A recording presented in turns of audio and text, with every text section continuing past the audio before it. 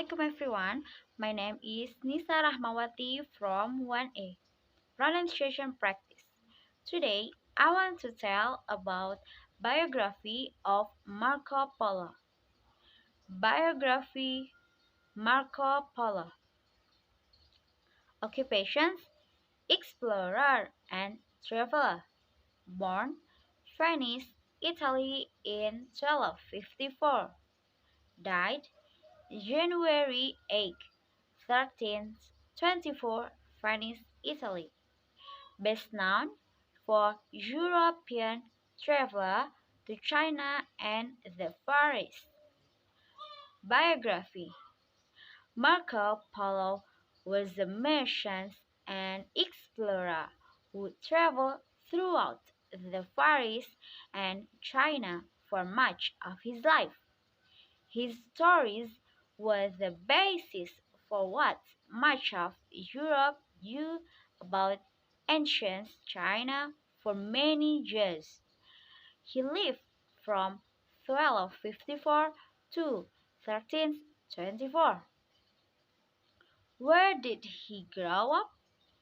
Marco was born in Venice, Italy in 1254.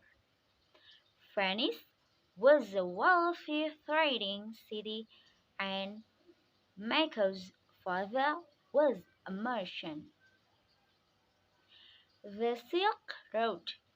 The Silk Road referred to a number of trade between major cities and trading posts that went all the way from Eastern Europe to northern China.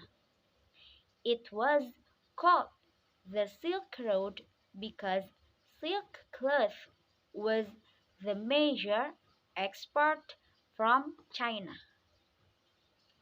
Not many people traveled the entire route. Trading was mostly between cities or small sections of the routes, and products would slowly make their way from one end to the other, trading hands several times.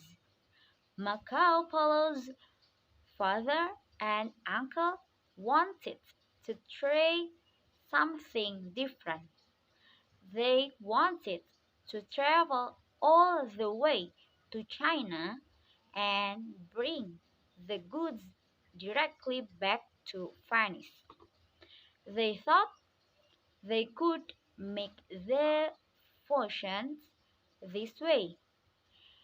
It took them 9 years, but they finally made it home.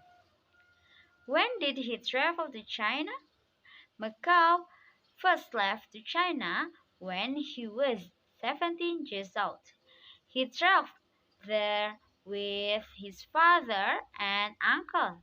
His father and uncle had met the Mongol Emperor Kublai Khan during the first trip to China and had told him they would return.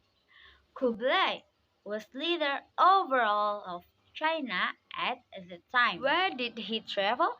It took Marco Polo 3 years to get to China. Along the way, he visited many great cities and saw many sights, including the holy city of Jerusalem, the mountains of the Hindu Kush, Persia, and the Gobi Desert.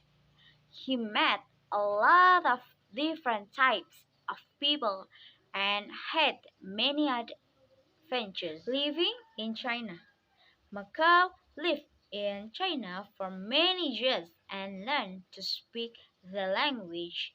He traveled throughout China as a messenger and spy for Kublai Khan.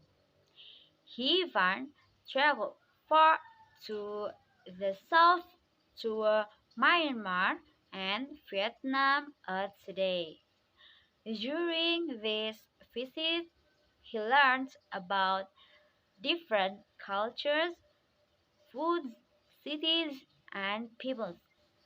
He saw many places and that no one from Europe had ever seen before. Macau was fascinated by the wealth and luxury of the Chinese cities and of Kublai Khan's court. It was nothing like he had experienced in Europe. The capital city of Kansai was large, but well organized and clean. Wide roads and huge civil engineering projects like the Grand Canal were well beyond anything he had experienced back home. Everything from the food to the people to the animals like orang-utans and rhinos were new and interesting. How do we know about Marco Polo? After 20 years of traveling, Marco, along with his father and uncle, decided to head home to Venice. They left home in 1271 and finally returned in 1295.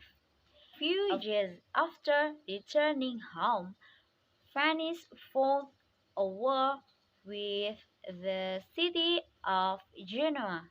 Macau was put under arrest. While he was under arrest, Macau told detailed stories of his journeys to a writer named Rustichello, who wrote them all down in a book called The Travels of Marco Polo.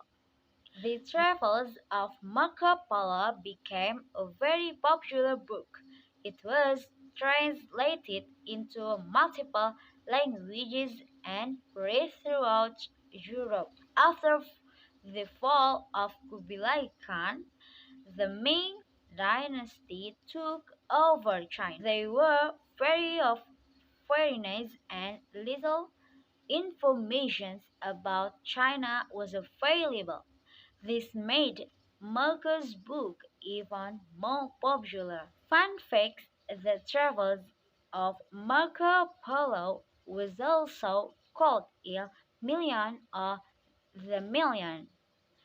The Polos traveled home in a fleet of ships that also carried a princess who was to marry a prince in Iran. During the time when the Mongols and Kublai Khan ruled China, Merchants were able to elevate themselves in Chinese society. During the dynasties, merchants were considered lowly and looked down upon as parasites on the economy. Macau had to travel across the Great Gobi Desert to get to China. It took months to cross the desert and it was said to be haunted by spirits. Okay, thank you for watching. Wassalamualaikum warahmatullahi wabarakatuh. Bye.